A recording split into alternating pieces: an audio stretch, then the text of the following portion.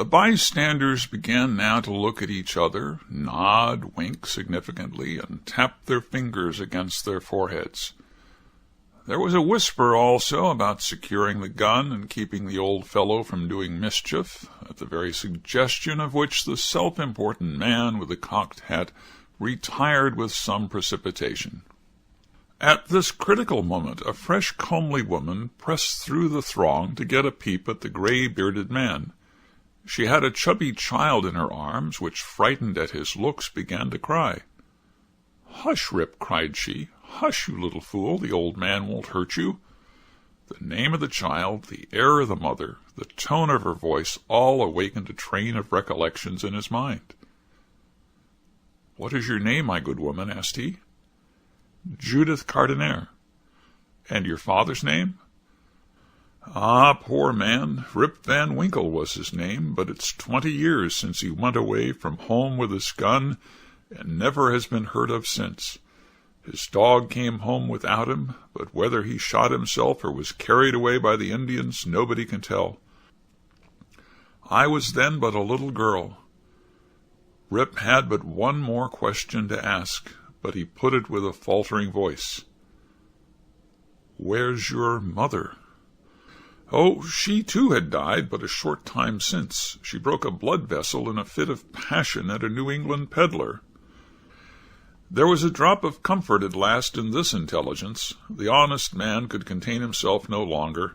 He caught his daughter and her child in his arms. "I am your father," cried he.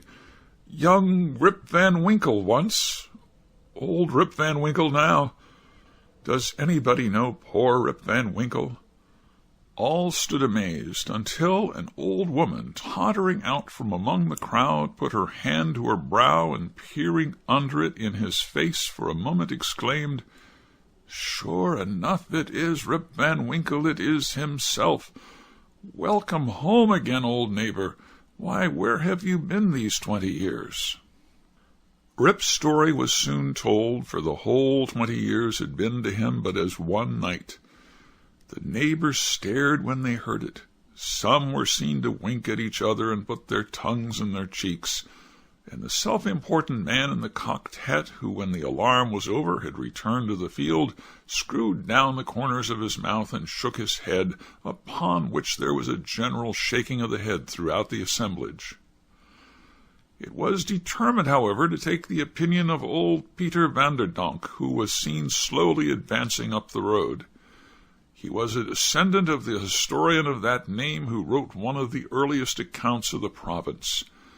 Peter was the most ancient inhabitant of the village and well versed in all the wonderful events and traditions of the neighborhood.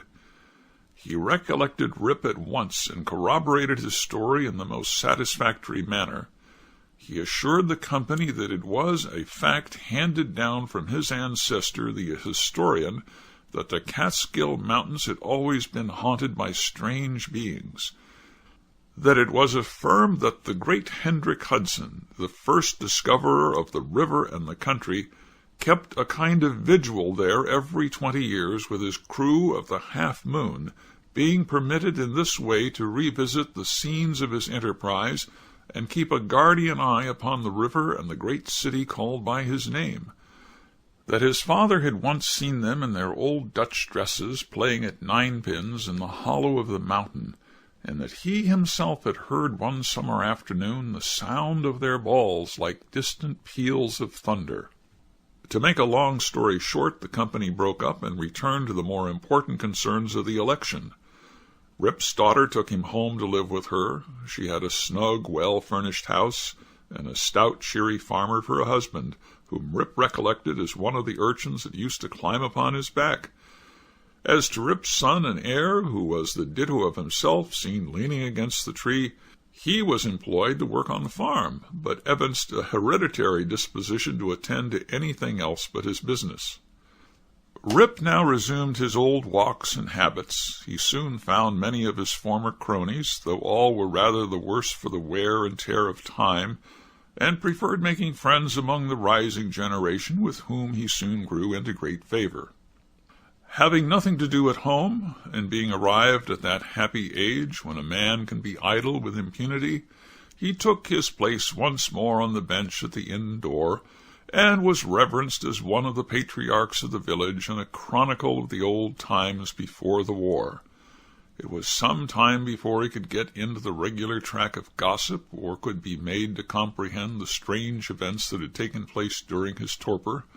How that there had been a revolutionary war, that the country had thrown off the yoke of old England, and that instead of being a subject of His Majesty George III, he was now a free citizen of the United States.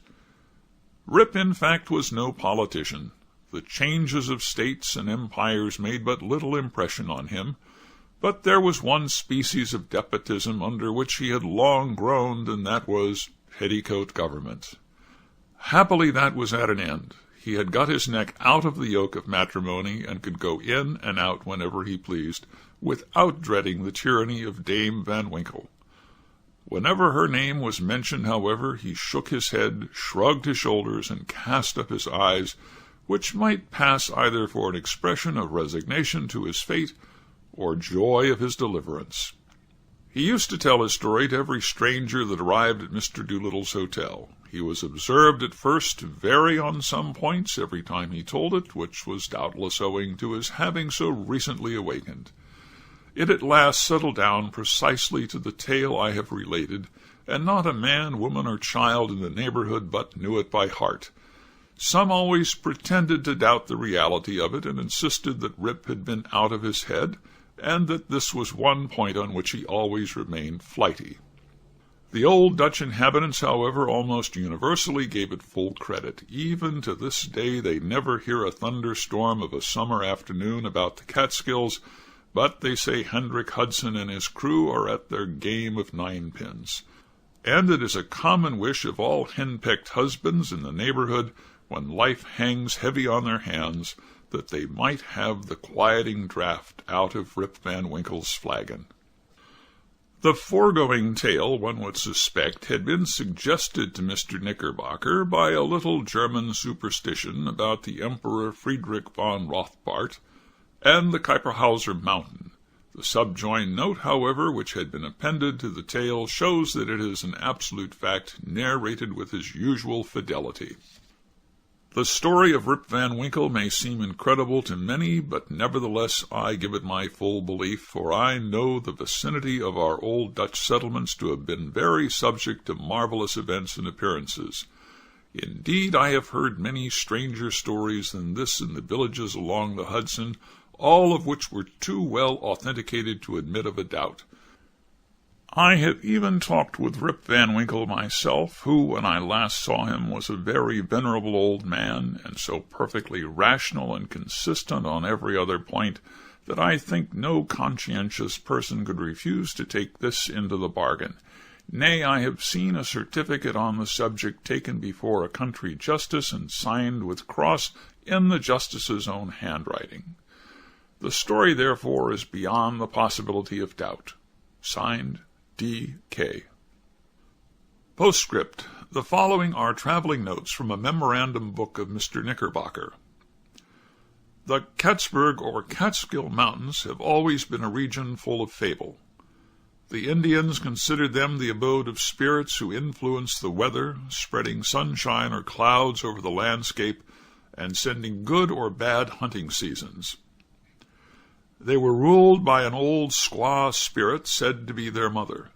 She dwelt on the highest peak of the Catskills and had charge of the doors of day and night to open and shut them at the proper hour. She hung up the new moons in the skies and cut up the old ones into stars.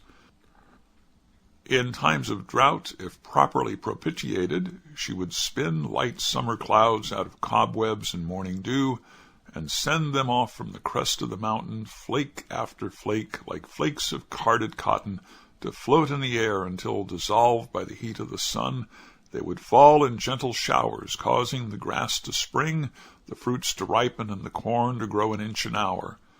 If displeased, however, she would brew up clouds black as ink, sitting in the midst of them like a bottle-bellied spider in the midst of its web, and when these clouds broke, woe betide the valleys. In old times, say the Indian traditions, there was a kind of Manitou or spirit who kept about the wildest recesses of the Catskill mountains and took a mischievous pleasure in wreaking all kinds of evils and vexations upon the red man. Sometimes he would assume the form of a bear, a panther, or a deer, lead the bewildered hunter a weary chase through the tangled forests and among ragged rocks, and then spring off with a loud ho-ho, leaving him aghast on the brink of a beetling precipice or raging torrent. The favorite abode of this Manitou is still shown. It is a rock or cliff on the loneliest port of the mountains, and from the flowering vines which clamber about it and the wild flowers which abound in the neighborhood is known by the name of Garden Rock.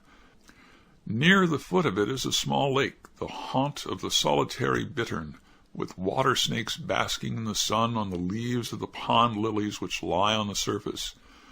This place was held in great awe by the Indians, insomuch that the boldest hunter would not pursue his game within its precincts. Once upon a time, however, a hunter who had lost his way penetrated to the Garden Rock, where he beheld a number of gourds placed in the crotches of trees.